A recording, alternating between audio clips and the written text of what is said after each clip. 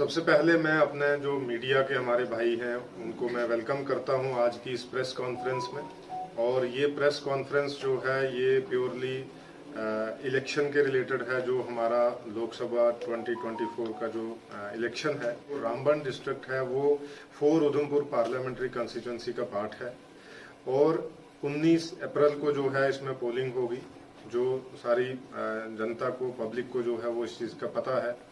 तो उसके साथ जो है वो रामबन जो डिस्ट्रिक्ट है उसमें 2,19,000 हमारे वोटर हैं। और ये जो है 19 तारीख को 19 अप्रैल 2024 को जो है वो पोलिंग करेंगे।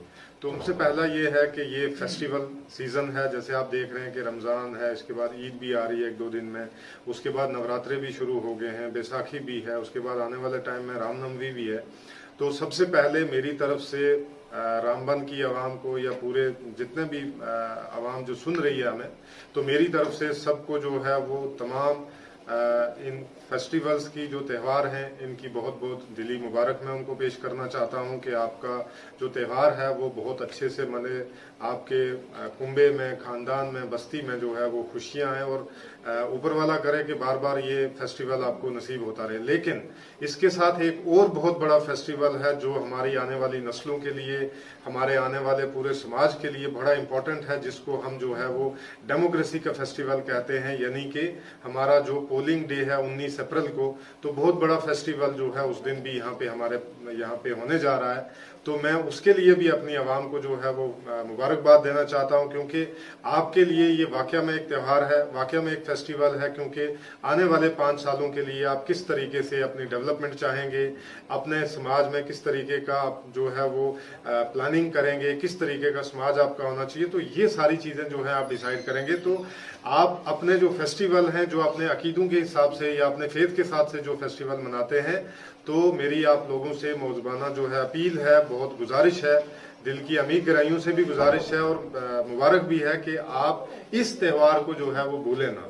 तो इसके लिए जो है वो आप हर पोलिंग बूथ पे अपने अपने इलाके में आए, वहां पे जो है वो वोट करें और अपनी मर्जी से वोट करें, ताकि किसी डर या किसी लालच या किसी दबाव के तहत आप वोट ना करें। बल्कि हमारा जो इलेक्शन कमीशन ऑफ इंडिया का एक जो मिशन है कि किस तरीके से हमारी पोलिंग जो है वो फ्री, फेयर, ट्रांसपेरेंट और लेवल प्लेइंग फील्ड में जो है वो होनी चाहिए। तो मेरी तमाम पब्लिक से ये अपील है कि इस फेस्टिवल को भी धूमधाम से मनाएं, ज्यादा से ज्यादा अपने घरों से निकलें और वोटिंग करें, ताकि अपने मुस्तकबिल का जो फैसला वो खुद कर सकें। जो इलेक्शन को लेके जो हमारी स्वीप की एक्टिविटीज हैं वो बहुत इंपॉर्टेंट एक्टिविटीज हैं। उसमें जैसे हम आने वाले 2-3 दिनों में ईद के बाद जो है एक बहुत बड़ा स्वीप का फेस्टिवल जो है वो करने जा रहे हैं, जो हमारा यहाँ पे सनासर के अंदर हम करेंगे। बाद हमारे कुछ जो लो पोलिंग स्टेशन हैं, जहाँ पे पोलिंग स्टेशन जहाँ पे परसेंटेज वोटिंग की बहुत लो है, उन एरियाज के अंदर जो है वो हमने स्वीप के प्रोग्राम चलाए हैं, ताकि उनके अंदर पोलिंग परसेंटेज इंक्रीज हो, लोगों को अवेयर किया जाए, लोगों को पोलिंग प्रोसेस में जो है वो इन्वॉल्व किया जाए, सो दैट कि हमारी जो डेमोक्रेसी है वो पार्टिसिपेटिव डेमोक्रेसी जो है वो इंश्योर हो जाए। फिर मैं आपको प्रीपेयर्डनेस की बात बताऊं तो प्रीपेयर्डनेस में 3 चीजें आती हैं। सबसे पहले हमारा ह्यूमन रिसोर्स आता है, जिसमें हमारे नंबर ऑफ एम्प्लॉइज जो होते हैं वो फ्रीज हो जाते हैं, फिर उनकी रेंडमाइजेशन होती है, फिर उनको जो है वो पहले उनका होता है कि किस तरीके से वो पीओ बनेंगे, P1 बनेंगे, P2, P3 बनेंगे, फिर उनका सिक्योरिटी अरेंजमेंट क्या होगा, फिर उसके साथ साथ जो है वो पोलिंग पीओ जब किस पोलिंग स्टेशन पे जाएंगे, किस असेंबली कंस्टिट्यूएंसी में जाएंगे, वो सारा प्रोसेस होता है। दूसरा पार्ट होता है हमारा ईवीएम मैनेजमेंट। तो ईवीएम मैनेजमेंट में भी जो है वो रेंडमाइजेशन होती है, पहले हम उसको फ्रीज करते हैं, फिर रेंडमाइजेशन होने के बाद एसी वाइज जाती हैं, फिर जो रेंडमाइजेशन होती है उसके बाद पोलिंग स्टेशन वाइज जाती है, तो वो भी हमारा कंप्लीट हो चुका है।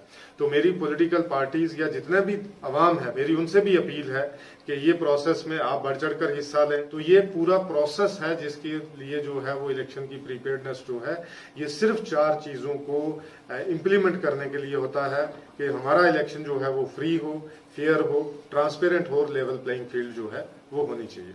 उसके बाद जो है मैं आपको बताना चाहूंगा कंट्रोल रूम में, इस कंट्रोल रूम से ही आज हम प्रेस कॉन्फ्रेंस दे रहे हैं। इस कंट्रोल रूम की जो है वो ये पूरे डिस्ट्रिक्ट के अंदर जो है पूरे इलेक्शन का जितना भी मैनेजमेंट है, कोई भी कम्युनिकेशन जो डिस्ट्रिक्ट इलेक्शन ऑफिस से है वो डिफरेंट ऑफिसेज में कहां से जाएगी, जो हमारे सिक्योरिटी फोर्सेज है उनके साथ क्या कोऑर्डिनेशन रहेगा, और उन सिक्योरिटी फोर्सेज का हमारे से कैसे कोऑर्डिनेशन रहेगा। तो ऑल इन वन, जैसे मैं आपको बताऊं कि हमारा जो कंट्रोल रूम है, मेरे पीछे आप देख रहे हैं कि 2 हमारे लैंडलाइन नंबर हैं जो 24/7 चलते हैं, जिसमें हमारे 15 से ज्यादा एम्प्लॉय 24/7 काम करते हैं। एक नोडल अफसर हैं जो यहाँ पे बैठे हुए हैं, और बाकी जो नोडल अफसर हैं डिफरेंट जो एक्टिविटीज हैं, लगभग 28 एक्टिविटीज हैं, उनके लिए जो काम करते हैं। तो सारा जितना भी इलेक्शन का मैनेजमेंट है, इलेक्शन की प्रिपेयर्डनेस है, इलेक्शन की डायरेक्शंस है, वो इसी कंट्रोल रूम से जाते हैं। तो एक मेरी आपसे अपील है कि हमारा 1950 एक टोल फ्री नंबर है, जो टोल फ्री नंबर पे आप कॉल करके 24/7 अपना इलेक्शन के रिलेटेड किसी भी किस्म का कोई भी ग्रीवांसेस है, उस ग्रीवांस को आप दर्ज करा सकते हैं। हमारे 348 पोलिंग स्टेशन है, और पूरी दोनों असेंबली कॉन्स्टिट्यूएंसीज में, बनिहाल में भी और रामनगर में। हमारे 12 मॉडल पोलिंग स्टेशन है। पोलिंग का क्या है? तो मेरी पॉलिटिकल पार्टीज के जितने भी रिप्रेजेंटेटिव, मेरी उनसे एक हम्बल रिक्वेस्ट है कि please model code of conduct का ध्यान रखें, ताकि आपका प्रोसेस भी स्मूथ चलता रहे। ये आपका फेस्टिवल है, हम नहीं चाहते हैं कि फेस्टिवल में किसी किस्म की कोई रुकावट हो, क्योंकि अगर एमसीसी की कोई भी वायलेशन होगी तो उस वायलेशन को जो के लिए उसके अगेंस्ट में जो है वो एक्शन इनिशिएट किया जाता है, उसके ऊपर एक्शन किया जाता है। That is purely as per the guideline, as per the direction, as per the instruction.